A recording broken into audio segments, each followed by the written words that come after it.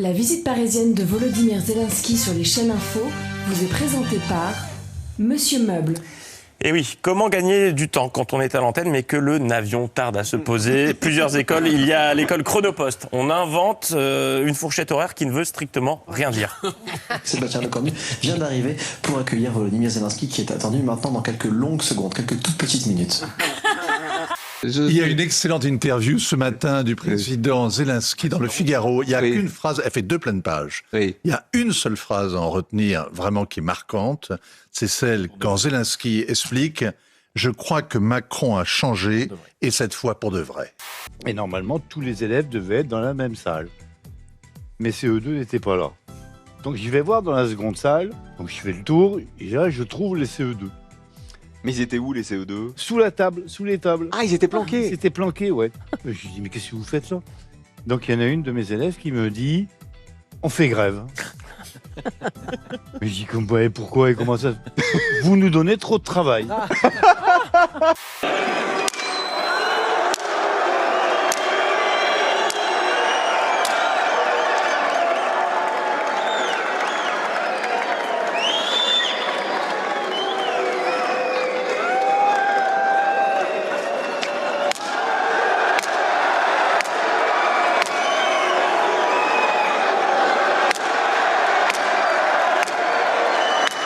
Attendez, c'est pas fini.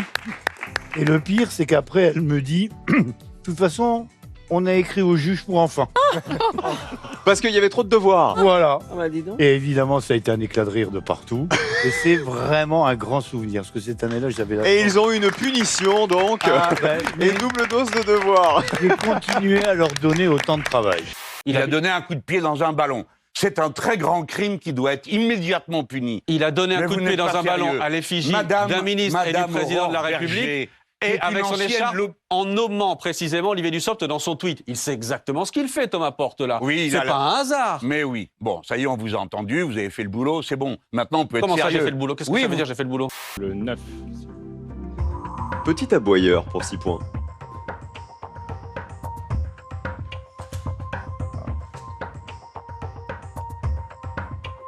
Un chacal, mais... Le chacal avec un K. Vous êtes en train de relayer la propagande de Madame Aurore Berger pour faire croire que ceci est un acte de violence. Est-ce que vous vous rendez compte que tout le pays rigole? Là, en l'occurrence, vous êtes conscient de ça? c'est la propagande de votre député qui est là. Ouais. Et alors? Il fait de la propagande pourquoi, à votre avis? Bah, vous allez nous le dire. Vous êtes ridicule. Pourquoi? Vous vous en rendez même pas compte. Fais comme l'oiseau, sa vie d'air pur et d'eau fraîche, un oiseau, d'un peu de chasse et de pêche, un oiseau, mais jamais rien ne l'empêche, l'oiseau, d'aller plus haut. Et le gars que vous voyez là, c'est un cheminot de la SNCF qui a été élu député. Alors ça reste en travers de la gorge de toute la bonne société que nous ayons fait élire des travailleurs. Et vous venez maintenant nous saouler avec une histoire de ballon. Vous êtes grotesque.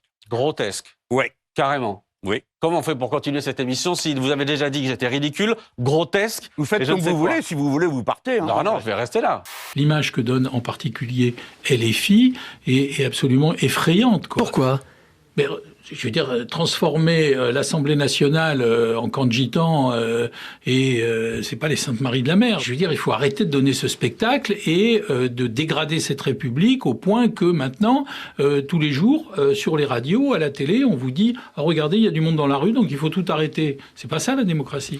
On va se calmer, c'est une maladresse, il faut pas dire ça. Moi, je suis dans une ville où il y a une très forte communauté gitane.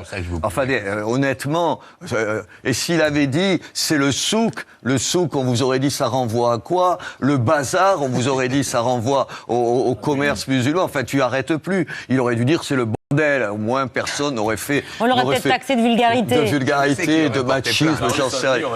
Non, vous voyez ce que je veux dire?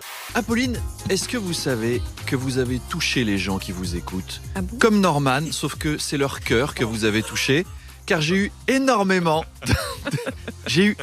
de messages de nos auditeurs pour vous souhaiter votre fête, figurez-vous. Ah, mais oui, c'est la car c'est la Sainte-Apolline. Sainte-Apolline ce matin. Comme cadeau, on vous a prévu une interview d'Éric Zemmour. C'est chouette, hein? C'est vraiment sympa. Une interview pleine de suspense, même si je me suis laissé dire qu'il allait parler d'immigration. Non. Le grand remplacement, ils ont plus de mosquées arabo-musulmans. Un kebab, il n'y a que des étrangers islamisés. À l'étranger, à la civilisation islamique, des robots mieux que des étrangers. Les étrangers de femmes voilées, boutiques halal, de kebab coranique, islamique. Musulmans du Maghreb. C'est dur. Et attendez, en même temps, la communauté gitane que je connais, pour foutre le bordel, ils sont pas mauvais non plus. Voilà, mais on peut se dire les choses. Et en même temps, moi, samedi, je serai à un combat de boxe. J'aime la boxe, j'aime que les choses que les gens n'aiment plus. La tauromachie. La tauromachie, la boxe. Une manifestation Bien sûr que en j'y faveur serai, de ils la me font tauromachie. chier. Ils m'envoient tout le monde, ces écolos de merde. Il faut arrêter 2 minutes. Ah oui, carrément. Oh ben, un petit derrière de bon matin. Encore un peu blanc, un peu pâle encore, hein. Faut aller bronzer. C'est nature, peinture, c'est bien, c'est bien. Monsieur se prend pas la tête et je me prends pas la tête non plus, quoi, clairement. La belle vie. avez Sacha bien Distel la chantait si joliment. Oh, la belle vie. Et il lui ressemble un peu, Thomas, d'ailleurs. Sans souci, sans problème.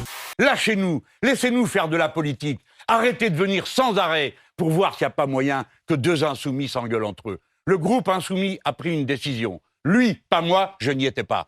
Ils ont pris cette décision, elle s'applique. Le mouvement insoumis, en 4 jours, à la demande d'Adrien Quatennens, a cessé d'être le coordinateur. Qu'est-ce que vous voulez de plus?